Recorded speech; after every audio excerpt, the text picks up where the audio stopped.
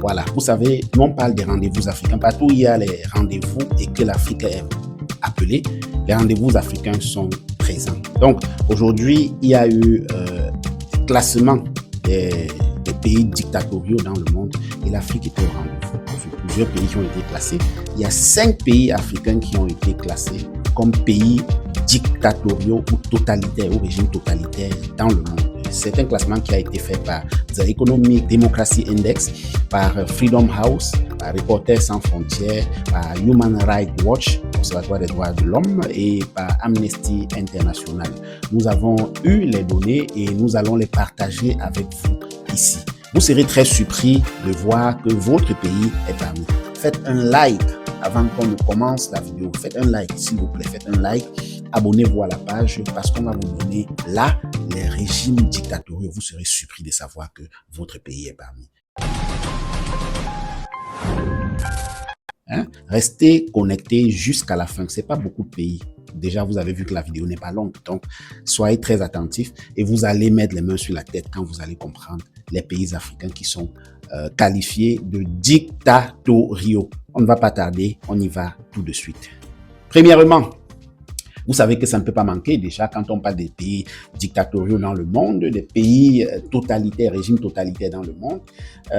Premièrement, ça saute à l'œil, oui, et eux, ils assument cela. C'est la Chine. La Chine, voilà, la Chine est le premier pays. Bon, c'est pas classé dans l'ordre, mais la Chine est dans la liste et voilà, le dirigeant c'est Xi Jinping. La Chine a une économie très forte, donc une population d'1,4 milliard d'habitants et puis un niveau d'influence très élevé sur le monde entier. Donc c'est une superpuissance et une superpuissance mondiale, superpuissance nucléaire. Donc la Chine, on peut dire que le régime totalitaire dans lequel baigne la Chine est plutôt une bonne chose parce que ça fait les choux gras de la Chine.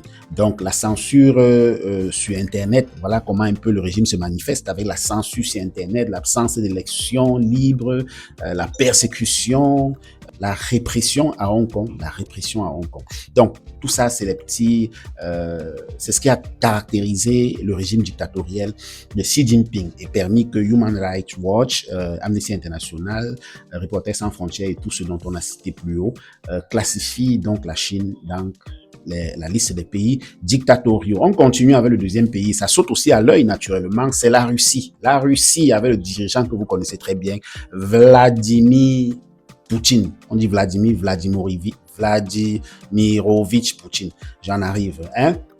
C'est un président fort, un homme fort, dans une économie forte, une population de 143 800 000 habitants. J'en arrive, voilà. Et le niveau d'influence est très élevé aussi.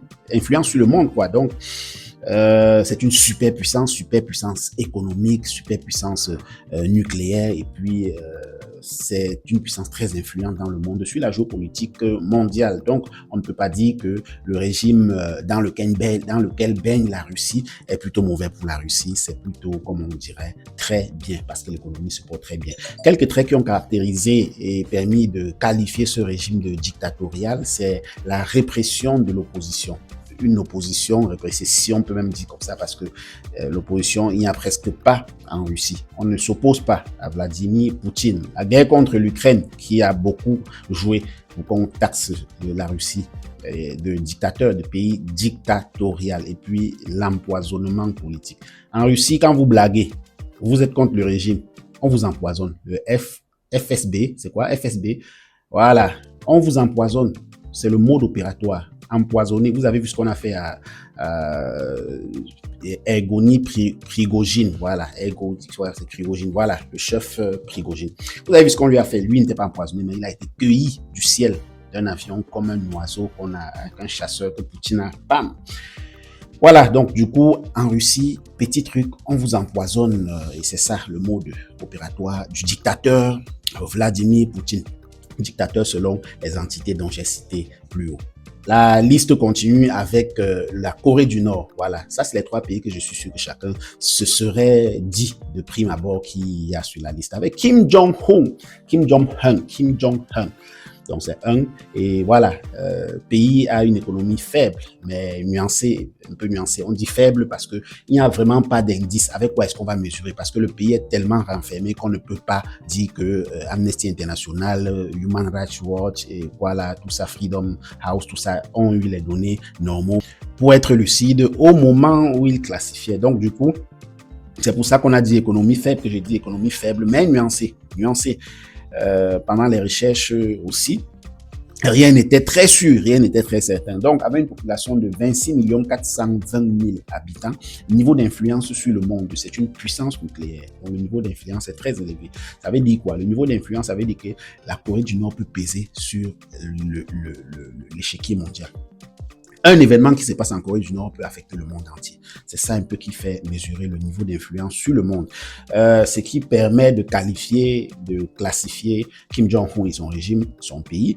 Dans les régimes dictatoriaux et totalitaires, c'est qu'il n'y a aucune liberté individuelle là-bas. Donc, vraiment, vous ne faites rien de libre. Tout ce que vous faites, vous êtes programmé à le faire.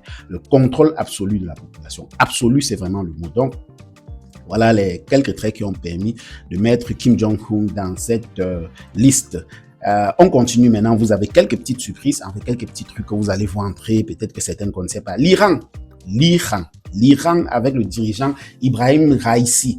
Ibrahim Raïssi, c'est le président, mais vous savez qu'il y a un guide suprême, donc quelqu'un qui est là, on appelle le guide de la révolution. C'est Ali Khamenei, un truc comme ça, Ali Khamenei. Donc, c'est le guide de la révolution iranienne.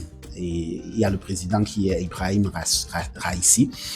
L'économie de l'Iran est très forte. Bon, pas très forte, l'économie est forte.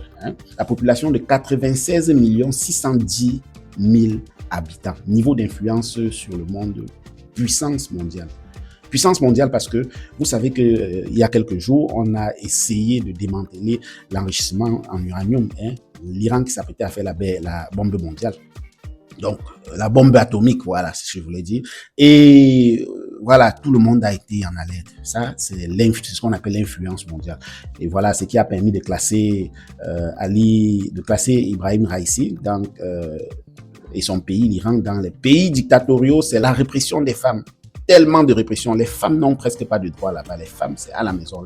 La place de la femme en Iran, c'est à la maison, derrière l'homme. Les censures, les exécutions arbitraires. Tu fais un petit truc qui ne va pas, c'est fini pour toi. On continue avec la liste. C'est l'Arabie Saoudite. Oui, ça, beaucoup de personnes ont rêve d'aller en Arabie Saoudite, mais vous ne savez pas ce que c'est que l'Arabie Saoudite. Pays dictatorial classé par les 5 entités dont je vous ai cité plus haut. C'est des entités quand même crédibles, même si on sait que ces classements sont généralement très subjectifs. Et voilà, on a classé le dirigeant Mohammed Ben Salman. Mohammed Ben Salman de l'Arabie Saoudite parmi les dictateurs, avec une économie forte, très forte d'ailleurs. C'est un pays puissant. Eux, ils pèsent sur le plan mondial avec leur argent, c'est tout. Vous avez vu ces derniers temps, l'Arabie Saoudite, tout ce qu'il y a comme conflit mondial, ils n'ont pas la bombe nucléaire, ils n'ont pas tout ce que vous avez là, mais ils ont l'argent. Leur puissance, c'est la puissance économique. Ils sont à la table de toutes les négociations et ils pèsent sur toutes les négociations. Population 33 260 000 habitants, c'est quand même beaucoup. Donc, vous allez remarquer que la plupart de ces régimes-là sont quand même peuplés. C'est l'une des forces. Le niveau d'influence, c'est une puissance mondiale, l'Arabie Saoudite, puisque surtout aujourd'hui, il y a 10 ans, ce n'était pas le cas, mais surtout aujourd'hui, l'Arabie Saoudite a son mot à dire. Les libertés civiles sont très limitées, très, très limitées, et l'opposition est sévèrement punie. Quand on dit l'opposition est sévèrement punie, ça veut dire que vous tentez de vous opposer sévèrement puni. Donc, c'est interdit, il n'y a même pas d'opposition là-bas pour commencer. Donc, du coup, voilà les 2 critères qui ont pesé fort pour qu'on classe notre cher frère Mohammed Ben Salman dans les dictateurs du monde. Voilà, la liste continue avec la Syrie. La Syrie, c'est Bachar al-Assad. Bachar al-Assad que vous connaissez très bien. Niveau d'économie très, très faible. Bon, pas très, très faible. Niveau d'économie est faible. La population est de 23 590 000 habitants. Niveau d'influence est relativement bas sur le monde. Donc, quelque chose, l'Arabie Saoudite peut, la Syrie peut brûler et puis le monde sera bien le lendemain. Bon, voilà. Donc, du coup, il y a l'utilisation d'armes chimiques. Voilà, beaucoup. Bachar al-Assad, il est même au niveau, il y a tellement de crimes qui pèsent sur lui, crime, ceci, crime. Donc du coup, voilà. Donc Bachar al-Assad, utilisation des armes chimiques, ce qui fait que on classe son régime comme dictatorial, la torture, la violence. Hein. Quand tu attrapes là, on te questionne pas, on te torture, tu parles sans qu'on te pose des questions. Violation massive des droits de l'homme et des droits humains. Ça, c'est un peu le prototype. Hein. Bachar al-Assad est trop fort pour ça. Voilà, c'est ce qui a permis qu'on le classe parmi ces pays dictatoriaux. Maintenant, on va parler de l'Érythrée. L'Érythrée, voilà, premier pays africain dans la liste. Premier pays, ça ne veut pas dire qu'il est plus dictateur que le reste qui va suivre. C'est juste, comme je vous ai dit au début, ce n'est pas classifié. C'est juste, voilà. L'Érythrée, le dirigeant, c'est Issaïs Afwerki. Issaïf Afwerki. Moi, je ne connaissais pas ce président jusqu'à aujourd'hui, pendant mes recherches. Voilà. Issaïas Afwerki. Économie très faible, population 3 600 000 habitants, niveau d'influence sur le monde extrêmement faible. Dans ce pays, on peut l'éteindre cette nuit et beaucoup de pays environnementaux ne sauront même pas que l'Érythrée a été éteinte. C'est un pays qui souffre d'abord déjà beaucoup. Depuis ces dernières décennies, c'est guerre, machin, tout, répression, tout, et voilà. Du coup, quand le dirigeant Afwerki fait ces choses, on ne le regarde même pas trop. Il n'est pas influent. Il n'a qu'une population de 3 600 000 habitants. Un peu comme, voilà, c'est un pays d'Afrique centrale que vous connaissez. Je ne vais pas citer ici. Là. Ce qui fait qu'on classe ce type dans les régimes dictatoriaux, c'est une élection. Il a eu une élection depuis 1993. Depuis 1993, ton type est là au service militaire. Le service militaire est à vie dans ce pays-là. Donc, en Érythrée, service militaire à vie. Voilà. Tout le monde est d'abord censé être militaire. Point. C'est comme ça. La répression est brutale. Très brutale. Vous n'avez rien dans les pays africains comme vous dites que vous avez la répression souvent là. Pas de répression. La répression en Érythrée est brutale. On continue avec le Turkménistan. Le Turkménistan. Bon, beaucoup de personnes ne connaissaient peut-être pas ce pays, mais aujourd'hui, dites merci au rendez-vous africain. On vous fait comprendre que le Turkménistan est un pays dictateur au monde. Hein? C'est dirigé par Serdar Berdimuhamedov. Économie forte quand même, hein, le Turkménistan. Économie est quand même forte avec une population de 7 364 000 habitants, niveau d'influence faible sur le monde entier.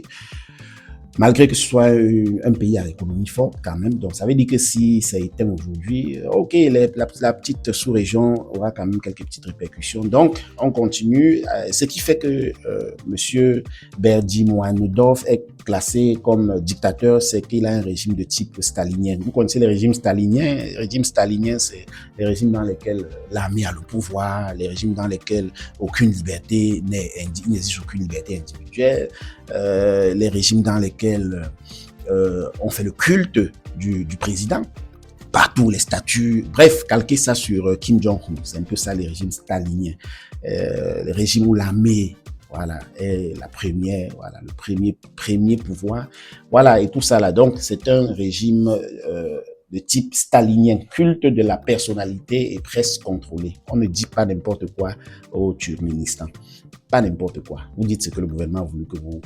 Voilà, c'est comme ça. On continue avec la Biélorussie. La Biélorussie, c'est un peu à côté de la Russie, c'est un pays européen, avec Alexandre Loukachenko, que vous connaissez sûrement très bien parce qu'il fait les choux gras de l'actualité. De temps en temps, économie faible, population de 9 100 000 habitants et niveau d'influence faible. Voilà, faible. L'élection truquée à tout moment. Bon, Loukachenko, c'est un tricheur. Il est au pouvoir par tricherie. Donc, il aurait bien été sur son fauteuil s'il était africain. C'est comme ça. Voilà. Et aussi, il y a les répressions de masse. Quand vous essayez de faire un peu de vagues répressions, et puis ça décourage toutes sortes de velléités bizarres. Voilà, on continue. Maintenant, un autre pays africain, l'Ouganda, dirigé par Yoweri Museveni. Vous connaissez sûrement Yoweri Museveni. Depuis quelques jours, il fait quand même un peu parler de lui. Nouvellement, voilà, je pense que j'ai fait une vidéo sur lui il y a moins d'un mois. Et l'économie de l'Ouganda est quand même très faible, 47 249 585 habitants. C'est beaucoup, mais le pays est très économiquement faible. Niveau d'influence très très faible et pauvre sur le monde entier. C'est un pays qui ne compte pour rien sur le monde entier, même sur sa sous-région. Hein? Si on va du côté de l'Afrique, c'est quoi l'Afrique de l'Est? On éteint ça, c'est fini. C'est fini, l'Afrique australe, là. C'est fini. C'est fini. La répression des opposants, ça c'est la caractéristique principale en Afrique d'ailleurs. La modification répétée de la Constitution par Yoweri Museveni. Museveni a déjà fait au moins cette révision de la Constitution, c'est sa chose. Bref, voilà ce qui a permis que les 5 entités, Human Rights Watch, Amnesty International et tout, Freedom House et tout, ont classé ce pays comme dictatorial. On y va avec le Zimbabwe. Le Zimbabwe de Robert Mugabe, en fait, le Zimbabwe que Robert Mugabe a légué à Emmerson Mnangagwa. Emerson Mnangagwa, économie très faible. Vous connaissez le Zimbabwe, malgré que c'était un pays qui quand même levait la tête à l'époque de Mugabe. Avec Emerson Mnangagwa, quand Mugabe a avalé la pipe, comme on dit, voilà.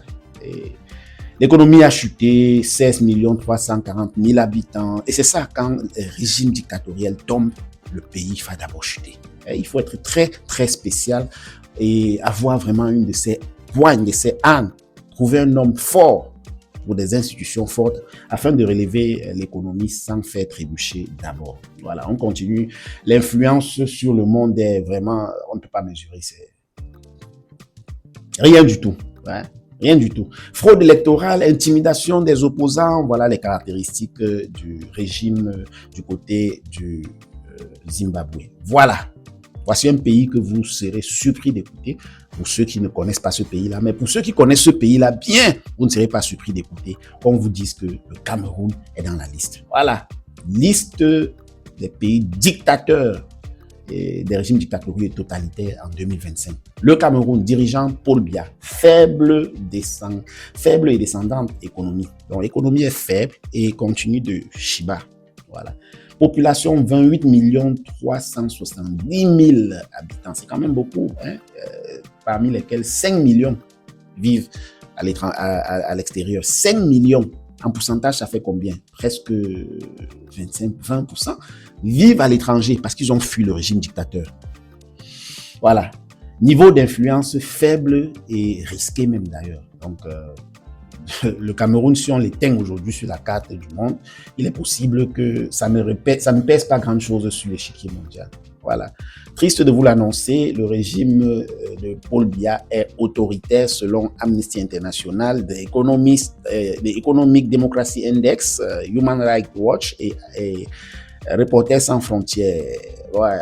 La censure est permanente au Cameroun. Dès que vous faites un petit truc, si vous avez touché quelqu'un qui est du régime, on vous censure. Militarisation du pouvoir. Les militaires ont la force au Cameroun. On continue avec un autre pays, c'est le Tchad. Le Tchad de Mahamat Idriss Déby est sur la liste des pays dictatoriaux au monde. Très faible économie, très très faible économie. Je mentionne d'ailleurs 19 320 000 habitants. Niveau d'influence très très très faible. 3 fois. Très très très faible et très risqué. Donc, ça veut dire que le Tchad n'est même pas prêt de lever un peu la tête. C'est un pays qui est déjà arrivé au fond. Donc, répression des manifestations, pouvoir militaire, voilà les choses qui ont fait. Au Tchad, tu ne manifestes pas. On ne manifeste pas. Même l'opposant principal qu'on devrait un peu avoir peur de lui, non, on ne manifeste pas. Et au Tchad, c'est officiel. Idriss Déby marche avec le bâton de commandement. Vous le connaissez, n'est-ce pas? Jeune, mais fort, dictateur, selon Human Rights Watch et ses 4 frères, bien sûr. Je n'ai pas dit que la dictature était une mauvaise chose, je n'ai pas aussi dit que c'était une bonne chose. Je fais la vidéo pour vous expliquer juste les pays qui ont été classés régime totalitaire en 2025. Et voilà, je vous dis, c'est tout. Je vous annonce que c'est tout. C'est tout. Vous avez vu les 5 pays africains qui étaient dedans et c'est tout.